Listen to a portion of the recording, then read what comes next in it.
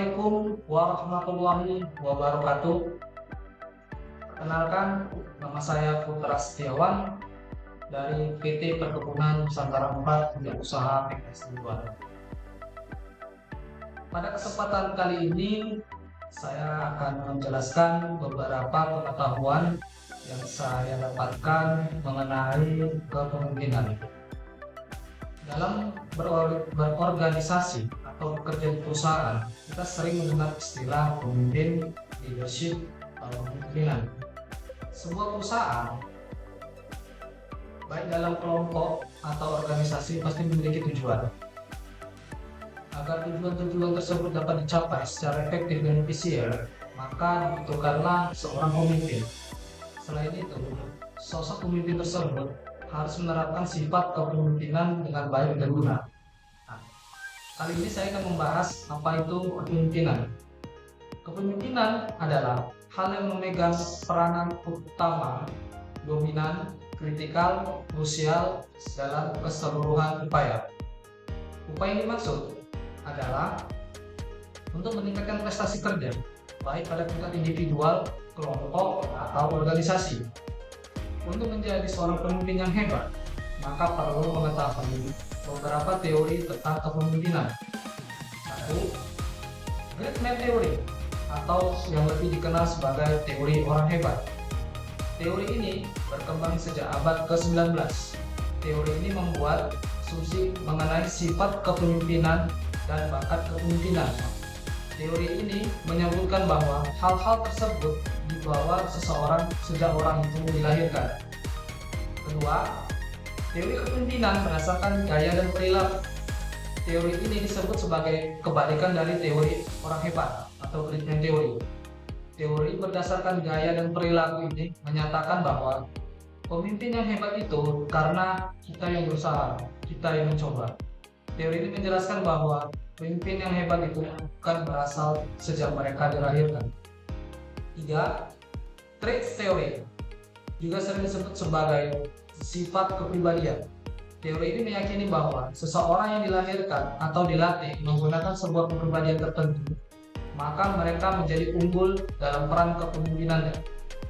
4. Teori kepemimpinan behavioral. Teori ini adalah reaksi dari Great Theory. Behavioral Theory atau teori perilaku ini menghadirkan sudut pandang yang baru mengenai kepemimpinan.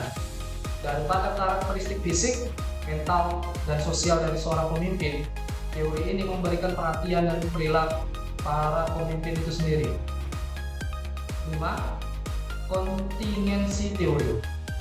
Teori ini menganggap bahwa tidak ada cara yang paling baik untuk menyatakan atau memimpin. Teori ini menganggap bahwa setiap gaya kepemimpinan harus didasarkan pada kondisi dan situasi tertentu.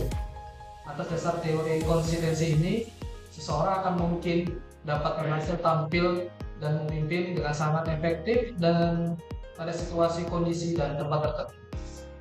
6. Teori kepemimpinan selanjutnya adalah teori servant atau pelayan.